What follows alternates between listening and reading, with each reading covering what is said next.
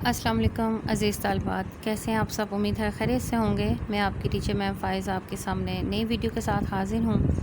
اس میں آپ کو نہم جماعت کے حوالے سے درخواست لکھنا سکھاؤں گی۔ آج ہمارا عنوان ہوگا درخواست نویسی، درخواست کیسے لکھی جاتی ہے۔ اس ویڈیو کی خاص بات یہ ہے کہ آپ کو میں وہ بتاؤں گی کہ درخواست میں کیا لکھنا چاہیے، اور وہ بھی بتاؤں گی کہ کیا نہیں لکھنا چاہیے، کیونکہ اکثر بچے جو ہیں وہ بہت غلطی کرتے ہیں درخواست میں، اور وہ باتیں کرتے ہیں، وہ چیزیں لکھتے ہیں کہ جو کہ غلط ہوتی ہیں۔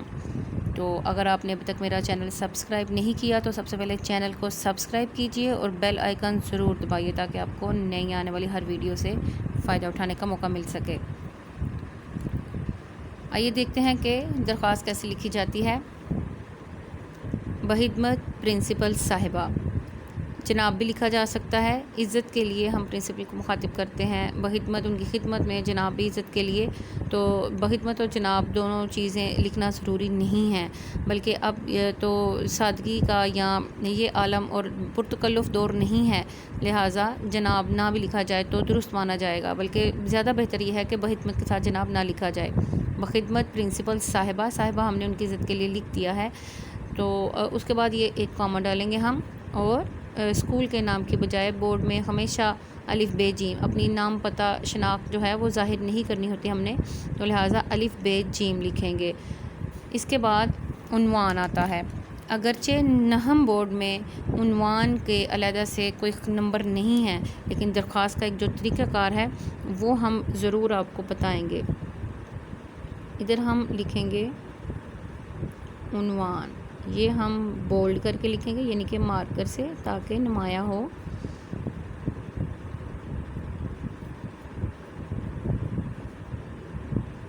درخواست برائے فیس معافی، یوں ہم نمایاں کر کے عنوان ضرور لکھیں گے۔ اگرچہ اس کا نمبر نہیں، لیکن ہم نے چیکر کو کوئی موقع نہیں دینا کہ وہ ہمارا کہیں سے بھی نمبر کاٹ سکے۔ درخواست ایک وہ سوال ہے بورڈ میں کہ جس کے ہم پورے نمبر لے سکتے ہیں۔ اس کے بعد آپ کی پرنسپل چاہے میل ہیں یا فیمیل، ہم ہمیشہ جناب عالی ہی لکھیں گے، اور اس کے آگے ندائیہ فجائیہ والا یہ نشان، یہ سائن ڈالا جائے گا رموز کاف میں، یقیناً آپ اس سے واقف ہوں گے، جناب عالی۔ اب یہ درست ہے، میں آپ کو بتاؤں گی کہ بچے غلط کیا کرتے ہیں اس میں۔ وہ کیا لکھتے ہیں؟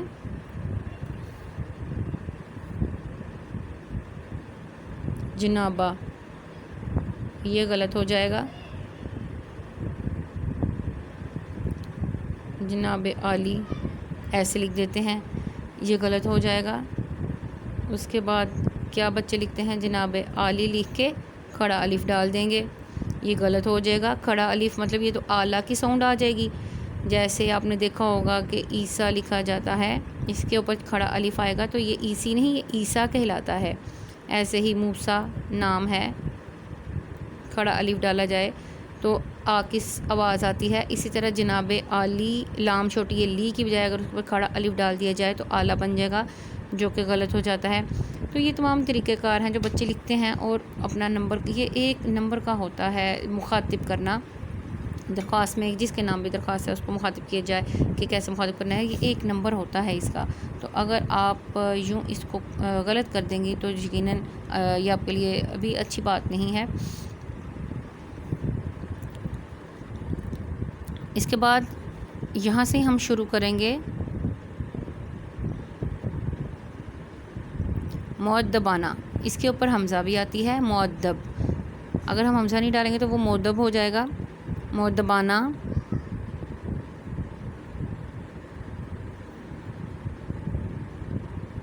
گزارش ہے۔ اب یہ دیکھیں لفظ گزارش، اکثر بچے جو لکھنے میں غلطی کرتے ہیں کیا کرتے ہیں، یوں لکھ دیتے ہیں زال سے، یہ غلط ہو جائے گا۔ گزارش ایسے نہیں لکھتے، درست طریقہ زے کے ساتھ ہے۔ مؤدبانہ گزارش ہے۔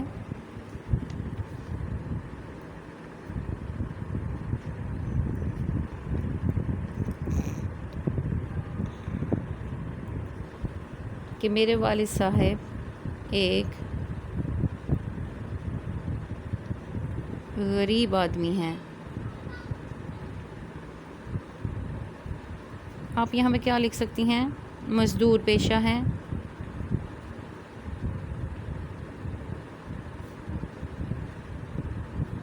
یا کیا لکھ سکتی ہیں؟ فیکٹری میں معمولی ملازم ہیں،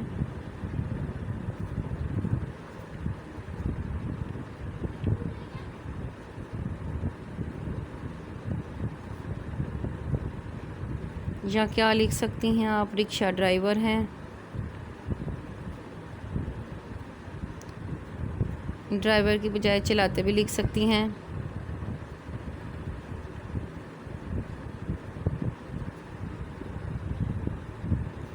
یہ مختلف باتیں میں نے آپ کو بتائی ہیں کہ جو آپ اپنی درخواست کی فیس معافی میں تمہید جو باندھی ہیں اس میں لکھ سکتی ہیں، تاکہ ہر کسی بچے کا ایک جیسا نہ ہو۔ اپنی ایک تخلیقی صلاحیت ہر بچے کے اندر موجود ہوتی ہے، اسے استعمال میں ضرور لانا چاہیے۔ تو جو آپ کے نزدیک زیادہ اہم بات ہوتی ہے، میں نے آپ کو 3-4 باتیں بتائی ہیں کہ آپ کیا کیا لکھ سکتی ہیں۔ مؤدبانہ گزارش ہے کہ میرے والد صاحب ایک غریب آدمی ہیں۔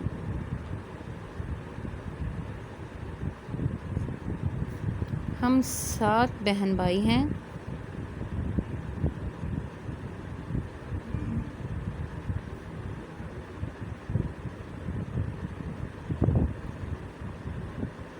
میرے والد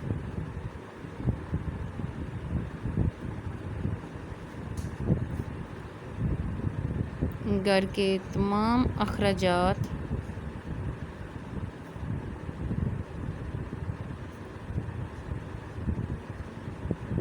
بہت مشکل سے پورے کرتے ہیں۔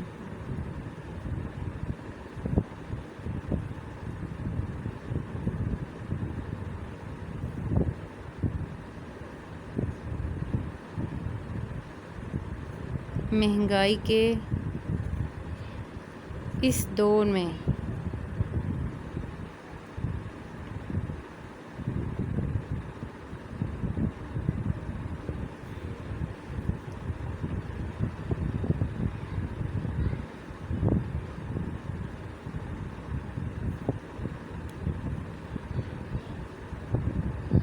غریب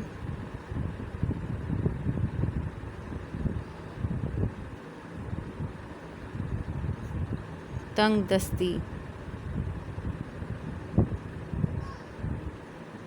کا شکار ہیں۔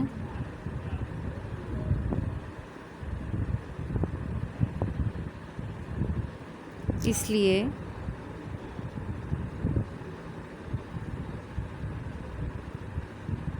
اپنے بچوں کو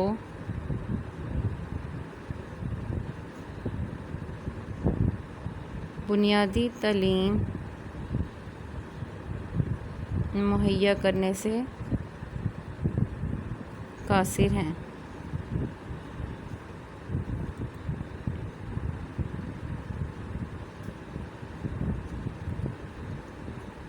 میرے والد صاحب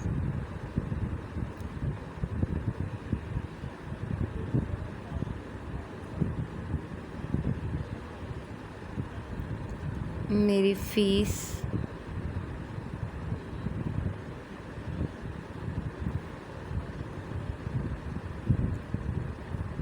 ادا نہیں کر سکتے،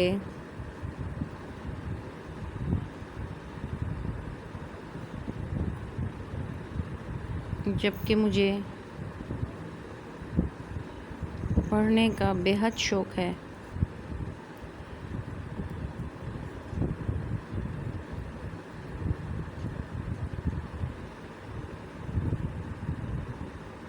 میں اپنی جماعت میں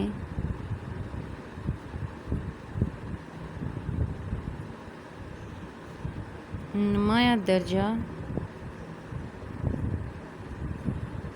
حاصل کرتی ہوں۔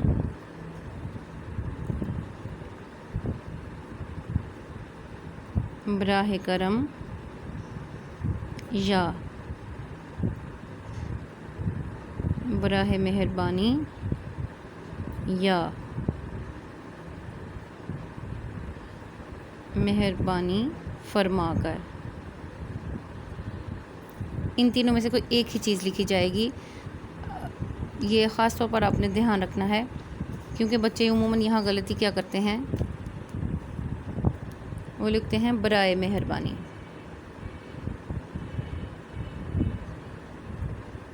یہ غلط ہو جائے گا.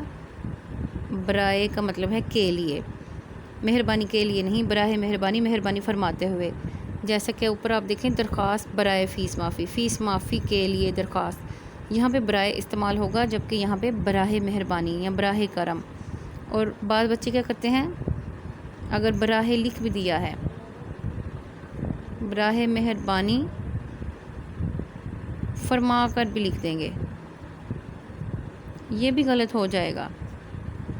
براہ مہربانی کے ساتھ فرما کر نہیں آئے گا، مہربانی فرما کر یا براہ مہربانی. یہ خاص طور پہ آپ کو مد نظر رکھنی ہے چیز کہ ہم نے کیا کرنا ہے اور کیا نہیں کرنا.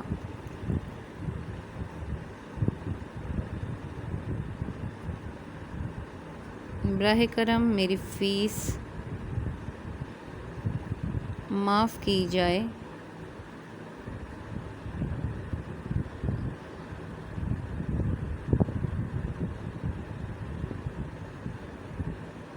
تاکہ میں مزید تعلیم جاری رکھ سکوں.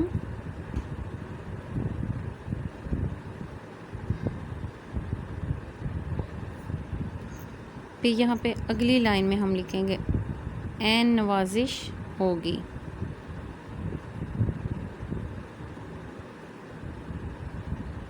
یہ آپ اس لائن میں بھی لکھ سکتے ہیں، لیکن اچھا عموماً یہی لگتا ہے کہ ہم اس کو علیحدہ سے کر کے نمایاں کر کے لکھیں، تاکہ ہماری بات کا مقصد اور مدعا بالکل واضح ہو جائے. اس کے بعد ہم لکھیں گے یہاں پہ العارض.